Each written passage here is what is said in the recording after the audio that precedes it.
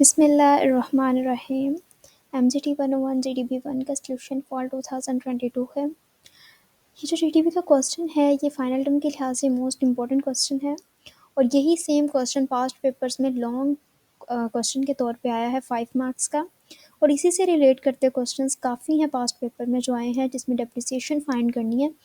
तो अगर आप इस क्वेश्चन में एक बार अच्छे तरीके से डेप्रिसिएशन समझ लेंगे, डेप्रिसिएशन किस तरह से फाइंड करते हैं, ये बहुत इजी क्वेश्चन है जिसका सॉल्यूशन भी बेहद इजी है, बहुत टेक्निकल है और आप इजीली इसको जो है अगर एक बार समझ लेंगे तो फाइनल टर्म के लिए लिहाज से जो है आप इजीली इसको सॉल्व कर सकते हैं।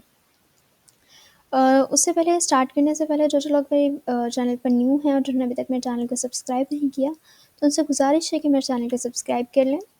जीडीपी का जो क्वेश्चन है वो है कि a machine was bought on 1 April 2021 for rupees 1,20,000 by the XYZ company.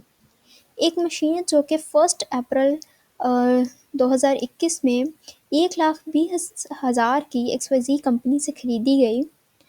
The estimated useful life of this machine was determined by an expert value as 5 years। Estimate लगाया गया कि वो मशीन जो है वो 5 साल तक जो है चल सकती है। At the end of year साल के आखिर में जो customer invoice of rupees 18,000 is confirm to be uncollectable. जो साल के आखिर में देखा गया कि उस कस्टमर ने जो है 18,000 रुपये पे नहीं किया, वो अनकलेक्टेबल है। Company closes the books of accounts on 21 December each year.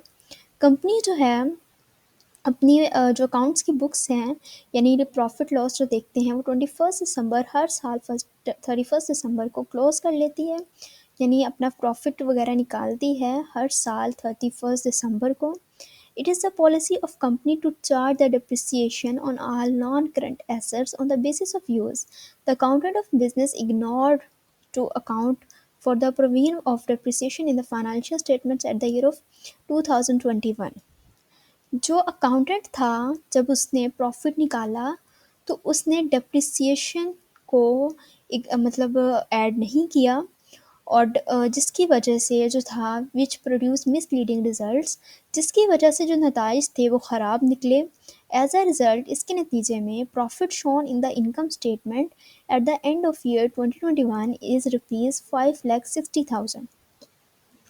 क्या हुआ कि जब उसके नताइज में जो उसने प्रॉफिट निकाला था साल के आखिर में उसका 5,60,000 निकला, यानी 5,60,000 निकला जो उस अकाउंटेंट ने निकाला, जो कि अगर वो डेप्रिसिएशन को ऐड करता जो उसने उस कंपनी में जो उस कस्टमर ने 18,000 पे नहीं किया था, उसने उस डेप्रिसिएशन को ऐड नहीं किया जिसकी वजह से 5,60,000 उसका जो प्रॉफिट है वो निकला।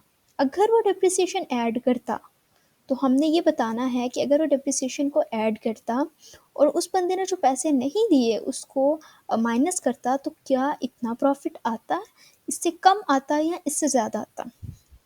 तो फर्स्ट तो हमने जो रिक्वायर्ड है 4 टास्क उन्होंने हमें दिए हैं। फर्स्ट टास्क में हमने डेप्रिसिएशन ही फाइंड करनी है कि डेप्रिसिएशन को अगर हम फाइंड करेंगे तो कितनी डेप्रिसिएशन निकलती है। डेप्रिसिएशन का जो फॉर्मूला है वो ये है, पहले तो हमने उन्हें बताया कि 1 अप्रैल 2021 इक्वल कॉस्ट जो थी उसकी एक मशीन की 1,20,000 थी। उसकी जो लाइफ थी वो उन्होंने 5 ईयर बताई थी कि 5 ईयर एस्टिमेट लाइफ बताई थी। फाइंड डिप्रिसिएशन को फाइंड करने के लिए जो फॉर्मूला लगता है cost minus residual life multiply by residual value multiply by life equal to. ये एक मोस्ट इम्पॉर्टेंट MCQs के तौर पे भी MGT 101 में आता है। ये मोस्ट शॉर्ट क्वेश्चन के तौर पे भी आ सकता है और अगर वो डेप्रिसिएशन फाइंड करने का कह दें तो आप इसी फॉर्मूले से डेप्रिसिएशन फाइंड कर सकते हैं। ये डेप्रिसिएशन का फॉर्मूला है जो कि आपको याद रखना है फाइनल टर्म के लिहाज से भी और इस GDP के लिहाज से भी। जब हमने उनके रिक्वायर्ड गिवन डाटा में ये सब कुछ ऐड किया तो हमारी जो डेप्रिसिएशन निकली वो 18,000 निकली और 18,000 वही हैं, बिल्कुल सेम निकली है जो उस कस्टमर ने पे नहीं किए थे। वो डेप्रिसिएशन हमारी बिल्कुल इक्वल निकली है, ठीक है। उसके बाद उन्होंने हमें सेकंड टास्क में कहा है कि आपने नेट बुक वैल्यू जो है फाइंड करनी है, तो हम सेकंड टास्क में अपनी नेट बुक वैल्यू फाइंड करेंगे। ये भी एक एमसीक्यूज़ के लिहाज से मोस्ट इम्पॉर्टेंट एमसीक्यूज़ है, शॉर्ट क्वेश्चन में भी आ सकता है और लॉन्ग क्वेश्चन में अगर वो आपको नेट बुक वैल्यू को फाइंड करने का कहते हैं तो कॉस्ट माइनस डिप्रिसिएशन इसका फॉर्मूला है। कॉस्ट हमारे पास जो थी नेट बुक वैल्यू की जो कॉस्ट थी उस मशीन की वो थी 1,20,000। डेप्रिसिएशन जो हमने फाइंड की वो 18,000 थी। माइनस हमने करना है कॉस्ट में से 18,000 अगर हम निकालेंगे तो हमारे पास ये वैल्यू आ जाएगी, यानी 1,20,000 के उस कस्टमर ने जो है मशीन ली थी जिसमें से उसने 18,000 हमें पे नहीं किया, जिसके बाद उसने सिर्फ हमें इतना पे किया है। ठीक है, अकाउंट कन्वर्जन प्रिंसिपल यानी उसने हमारे थर्ड टास्क में हमें उन्हें कहा है कि which fundamental accounting principle was violated due to the non reporting of provision for depreciation in the income statement।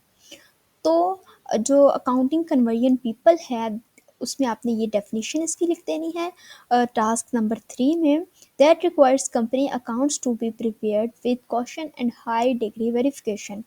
उसके बाद जो है प्रॉफिट निकालना है। फोर्थ टास्क में उसने हमें कहा है कि आपने हमें करेक्ट अमाउंट बतानी है प्रॉफिट की, जो कि उस अकाउंटेंट ने गलत निकाली है। हम आपने हमें जो है करेक्ट अमाउंट बतानी है, जो है इनकम की जो प्रॉफिट है वो कितना निकला है वो आपने हमें करेक्ट अमाउंट बतानी है।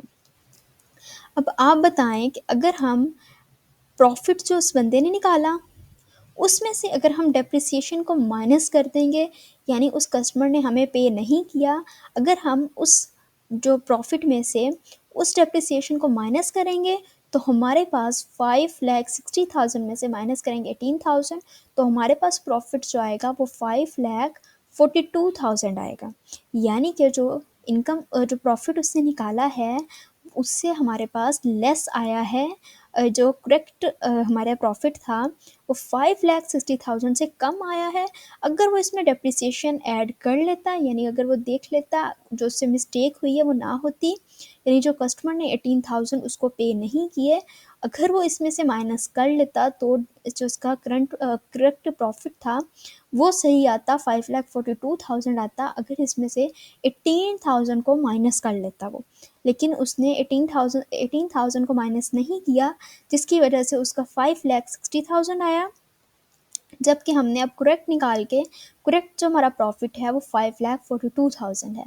ये फोर्थ टास्क हैं जो उन्होंने हमें दिए हैं और हमने इस जीबी में ये फोर्थ टास्क जो हैं वो सबमिट करवाने हैं, यानी सेम ऐसे ही लिख के क्वेश्चन नंबर 1 यानी पार्ट 1 यानी फर्स्ट टास्क ऐसे ही। ठीक है, सेकंड करके नेट बुक वैल्यू हमने फाइंड की, थर्ड में हमने अकाउंट कन्वर्जन प्रिंसिपल और फोर्थ में हमने प्रॉफिट जो है करेक्ट फाइंड करके वो बता दिया। ये 4 टास्क आपने जीटीपी में लिखने हैं और अगर आपको फाइनल टर्म में ये क्वेश्चन आ जाता है तो फिर आपने सेम ऐसे ही डेप्रिसिएशन का फॉर्मूला लगाकर, नेट बुक वैल्यू का फॉर्मूला लगाकर, आपको इतनी नॉलेज होगी कि इसके कौन कौन से फॉर्मूले हैं और किस तरह से एक अगर हमारे पास जो करेक्ट नहीं आता प्रॉफिट तो उसमें हमने माइनस करना होता है अपना डेप्रिसिएशन को, तो हमारा जो करेक्ट प्रॉफिट आता है वो होता है। और अगर हम जो करेक्ट प्रॉफिट है उसमें से डेप्रिसिएशन को माइनस करेंगे तो हमारे पास जो करेक्ट वैल्यू है वो इस वैल्यू से कम आती है, लेस देन आती है। तो ये आपका जीटीबी था और फाइनल टर्म के लिहाज से मोस्ट इंपॉर्टेंट क्वेश्चन भी था। अगर आप इसको समझ लेंगे तो इंशाल्लाह जीटीबी भी अच्छा हो जाएगा और फाइनल टर्म का अगर क्वेश्चन आया तो वो भी आपका बहुत अच्छा हो जाएगा। अगर आपको सोल्यूशन अच्छा लगा है तो चैनल को सब्सक्राइब लाजमी करिएगा, ये हमारी मेहनत का छोटा सा फल होता है आपकी तरफ से। Thank you for watching. अल्लाह हाफिज़।